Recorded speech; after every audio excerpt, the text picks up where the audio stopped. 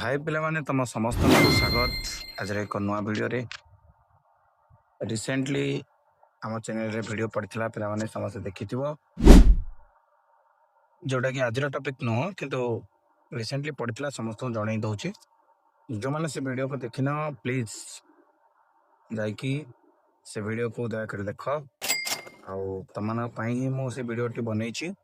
ଆଜିର ଭିଡ଼ିଓଟି ହେଉଛି ଅଷ୍ଟମ ଶ୍ରେଣୀର ପିଲାମାନଙ୍କ ପାଇଁ ଗୋଟେ ବହୁତ ବଡ଼ ଖୁସି ଖବର। ପିଲାମାନେ ଦେଖିପାରୁଥିବେ ସ୍କ୍ରିନରେ କ'ଣ ମୁଁ ଦେଖାଉଛି ଆପଣମାନଙ୍କୁ ସମସ୍ତଙ୍କୁ।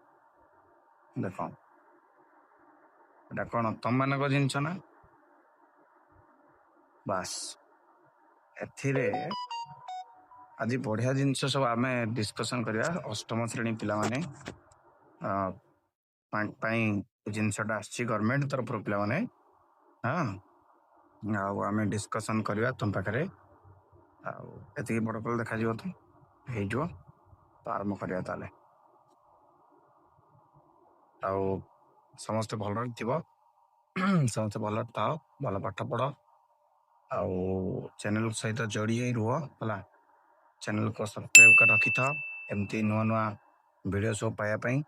ତମର ଯାହା ବି ଯେତେବେଳେ ଷ୍ଟଡ଼ି ରିଲେଟେଡ଼ ଦରକାର ହେବ, ଚ୍ୟାନେଲର କମେଣ୍ଟ ସେକ୍ସନ୍ ଅଛି, କମେଣ୍ଟ ସେକ୍ସନରେ ପଚାରିଦେଲେ ଆମେ ତମର କ୍ୱାରିର ଆନ୍ସର ଦେବା ପାଇଁ ଆମେ ଚେଷ୍ଟା କରିବୁ ପିଲାମାନେ, ଠିକ୍ ଅଛି?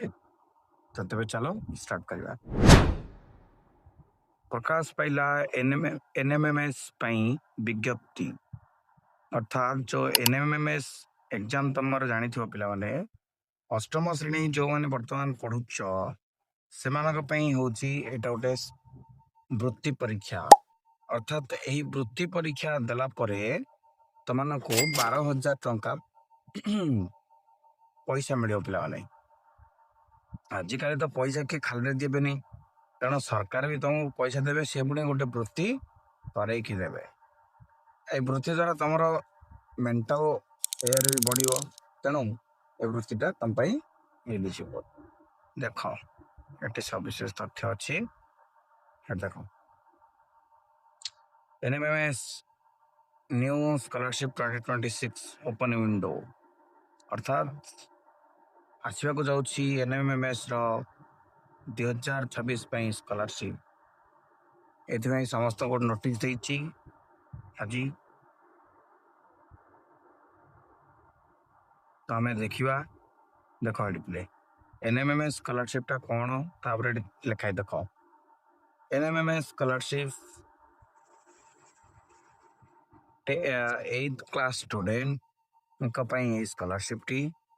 ଏହା ପ୍ରତ୍ୟେକ ଛାତ୍ରଛାତ୍ରୀମାନେ ଯେଉଁମାନେ ଏହି ବୃତ୍ତି ପରୀକ୍ଷାରେ ଉତ୍ତୀର୍ଣ୍ଣ କରନ୍ତି ସେମାନଙ୍କୁ 12,000 ଟଙ୍କା ସରକାରଙ୍କ ତରଫରୁ ପ୍ରଦାନ କରାଯାଏ, ଠିକ୍ ଅଛି?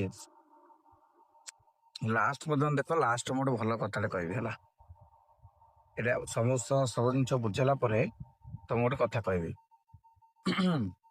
ଏଠି ଦେଖ, ଏଠି ପଢ଼ିଲେ ଆମେ ଯେ ଏଇ ସ୍କଲାରସିପ୍ ପାଇଁ ଆପଣଙ୍କୁ ଏହା ଅଛି, ଏଇଟା କେବଳ ଓଡ଼ିଶାର ସ୍କଲାରସିପ୍। ଦେଖ, ଏଠି ଆମର ଯେଉଁ ଲଗଇନ୍ ଅଛି, ଏ ଲଗଇନ୍ ଉପରେ ଆମେ କ୍ଲିକ୍ କରି ଏଇ ସ୍କଲାରସିପ୍ଟିକୁ ପକାଇ ପାରିବା। ଏବେ କଥା ଉଠୁଛି ଯେ ଆମେ ଏଇ ସ୍କଲାରସିପ୍ଟିକୁ ପକାଇବୁ କେମିତି ପକାଇବ, ତା ବିଷୟରେ ମୁଁ ଟିକେ ଲାଷ୍ଟକୁ ତୁମକୁ ସାମ୍ୟ କହିଦେବି। ଆଉ କେମିତି ପକାଇବାର ଲିଙ୍କ୍ କୋଉଠୁ ପାଇବ ସେ କଥା ବି ମୁଁ କହିଦେବି। ତେଣୁ ସେଥିପାଇଁ କିଏ ଧୈର୍ଯ୍ୟ ଧର, ମୋ କଥାକୁ ଧ୍ୟାନ ଦେଇକି ଶୁଣ, କାହିଁକିନା ବହୁତ କଥା କହିବି ମୁଁ, ଯେଉଁଟା ନ ଶୁଣିଲେ ତମମାନଙ୍କର ଭୁଲଭାଲ ହେଇଯିବ, ଠିକ୍ ଅଛି?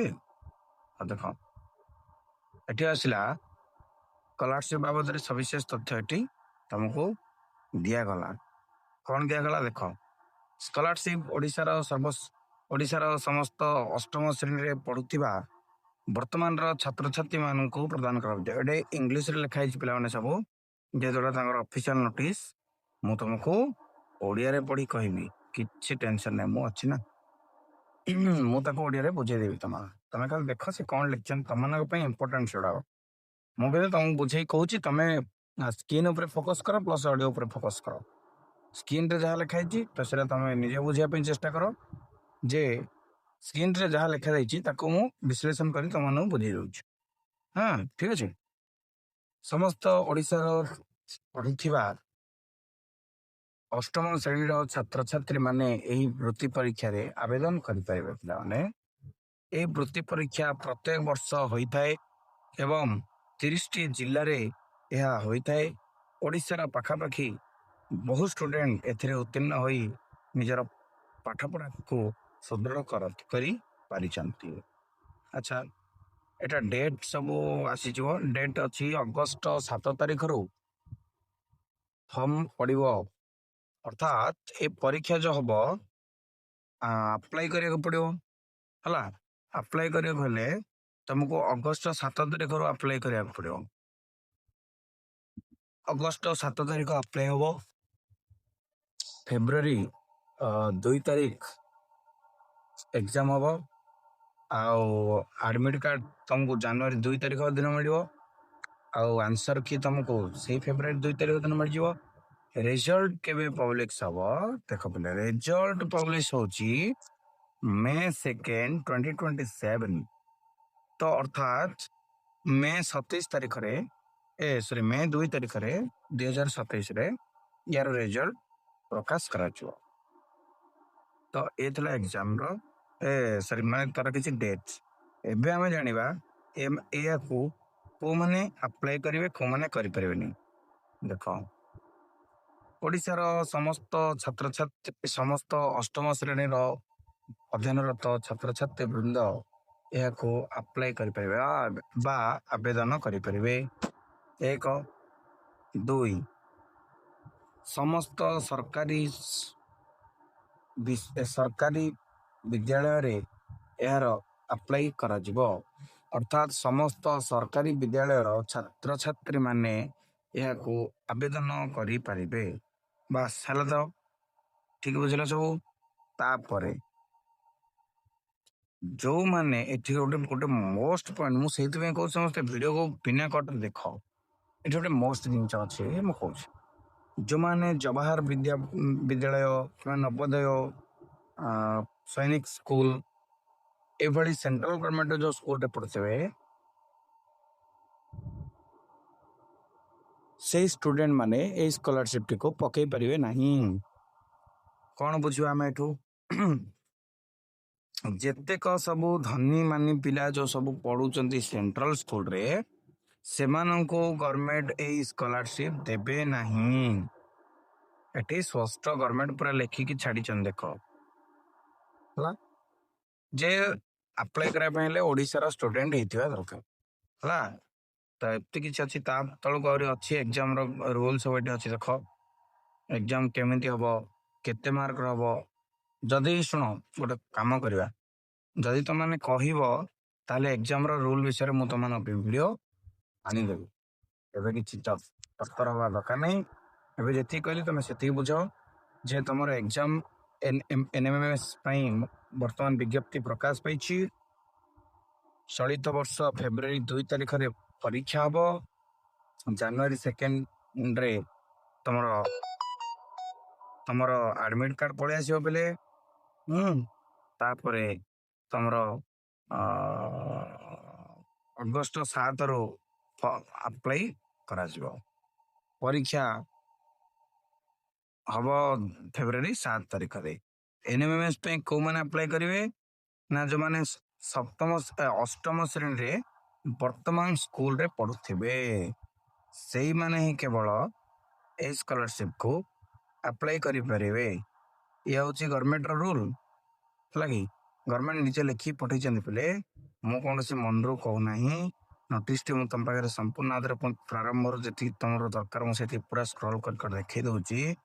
ସମସ୍ତେ ପଢିନିଅ, ଆଉ ଯୋଉଟା ଦରକାର ସ୍କ୍ରିନସଟ କରିନିଅ। ଦେଖ, ତ ପିଲାମାନେ ତମେ ଏଇ ସ୍କଲାରସିପଟି ପକେଇ ପାରିବ ସମସ୍ତେ।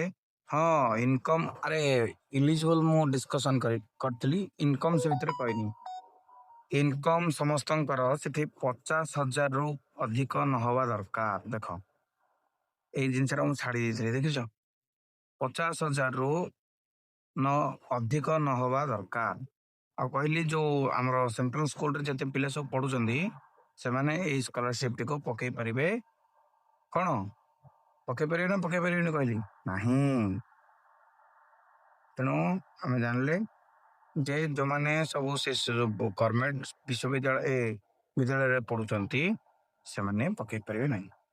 ତମାନେ ଯୋଉମାନେ ଆମର ନର୍ମାଲ ପିଲା ରହିଲେ ସେମାନେ ପକେଇବେ ତାଙ୍କ ସ୍କଲାରସିପ୍, ସେମାନେ ତାଙ୍କର ପାଇବେ ସ୍କଲାରସିପ୍। ହେଲା, ଭଲ ପିଲା ପକାଅ, ସମସ୍ତେ ଭଲ ପାଠ ପଢିକି ଏଇ ସ୍କଲାରସିପ୍ କୁ ପାଇବା ପାଇଁ ଚେଷ୍ଟା କର। ଠିକ ଅଛି, ତ ଆଉ ଯଦି କିଛି ଡାଉଟ୍ ଥାଏ ତ ମତେ ପଚାରିବ, ମୁଁ ତମକୁ କହିଦେବି। କିଛି କଥା ନାହିଁ, ମୁଁ ତମମାନଙ୍କ ପାଇଁ ସବୁବେଳେ ଅଛି। ହେଲା,